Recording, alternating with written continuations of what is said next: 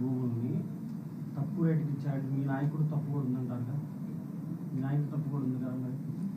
నేను చెప్తుంది ఏంటి, రాజకీయాల్ని వీళ్ళు ఎలా అడ్వాంటేజ్ తీసుకున్నారు, మా పార్టీలో ఉన్నప్పుడు ఏ విధంగా అడ్వాంటేజ్ తీసుకున్నారు అనేటువంటి విషయాన్ని నేను చెప్తా ఉన్నాను. ఇక్కడ తప్పు ఒప్పులు అంటలేదు. నేనేమంటున్నాను, కారు చౌక్కి కొన్ని ఎకరాల భూమిని కాజేశారు, తీసుకున్నారు, మా నాయకుడు చుట్టూ తిరిగి ఏ విధంగా అడ్వాంటేజ్ గా ఏ విధంగా లబ్ధి పొందారని చెప్తున్నా. మాకు అలాంటి అవసరాలు లేవు. మేము అలా రాజకీయాల వల్ల లబ్ధి పొందాలనో రాజకీయాల వల్ల అడ్వాంటేజ్ అవ్వాలనో మేము అనుకోలే. మేము పూర్తిగా ప్రజాసేవ చేయాలనుకుంటాము, నిజాయితీగా వచ్చి సేవ చేయాలనుకున్నాం. మా నిజాయితీయే మా బలం, మా నిజాయితీయే మమ్మల్ని కాపాడుతుంది. మేము నీతివంతులుగా ఒక మంచి పరిపాలన చేశాము, ఆ సర్వీస్ మోటివ్తోనే మేము ముందుకు పెడుతున్నాం. అది మేము మీకు స్పష్టం చేయాలనుకుంటుంది. రాజకీయాల వల్ల మేము ఏదో ఇదవ్వాలనుకునే ఉద్దేశం మాది కాదు అనేది స్పష్టం చేశాను. అది దాంట్లో భాగంగా నేను మాట్లాడడం జరిగింది.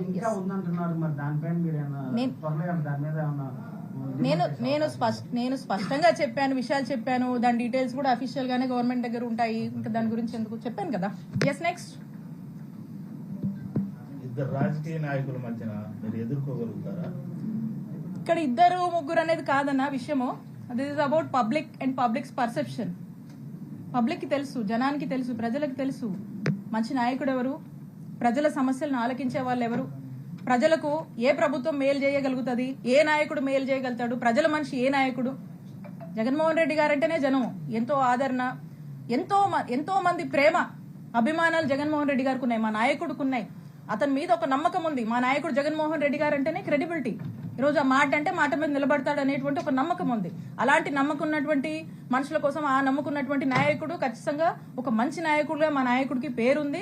అదే మా బలం, అదే ప్రజలు అదే నమ్మకాన్ని, అదే ప్రేమని, అదే ఆదరణని మాకు చూపిస్తున్నారు. కాబట్టి ఇక్కడ ఉన్నటువంటి మా చిల్లూరుపేట నియోజకవర్గ ప్రజలందరికీ కూడా మా పట్ల ఒక మంచి ఆదరణ ఉంది. కాబట్టి అదే మా బలంగా మేము భావిస్తున్నాం. ఇద్దరు కాదు, ముగ్గురు గారు, ఇంకెవరన్నా రాని, ఒకరికి ఇద్దరు ఉన్నారు, ఇద్దరికి ముగ్గురు ఉన్నారు, చూస్తున్నాం కదా రాజకీయాలు.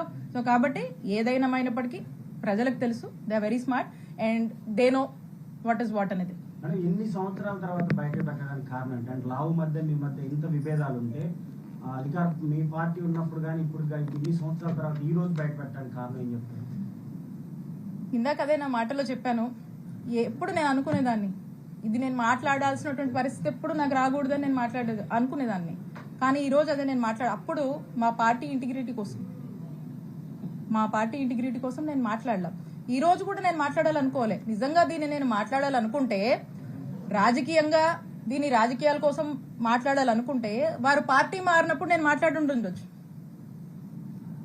కృష్ణదేవరాయ గారు టీడీపీలోకి వెళ్ళినప్పుడు నేను మాట్లాడి ఉండొచ్చు, లేదా మంచి పీక్ ఎన్నికల క్యాంపెయిన్ లో కూడా నేను ఇది మాట్లాడి ఉండొచ్చు.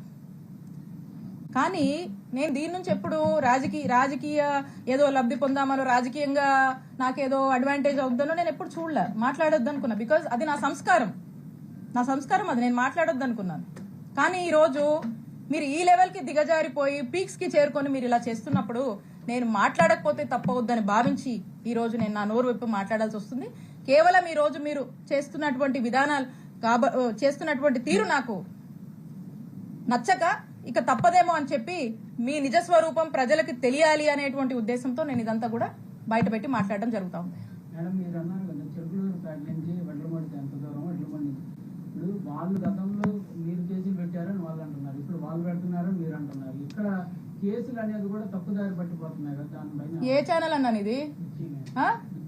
నీకు కేసులు ఎఫ్ఐఆర్లు చూస్తుంటే కూడా నమ్మకపోతే నేనేం చెప్పాలి చెప్పు?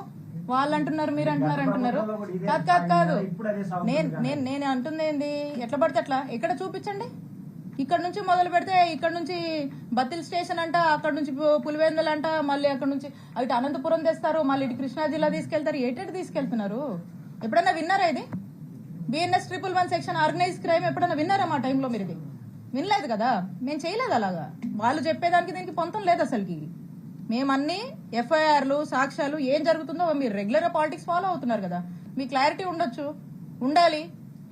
లేకపోతే చెప్పండి ఏ కేసు ఏందో, మాకు దాని గురించి కూడా కూర్చొని మాట్లాడుకుందాం.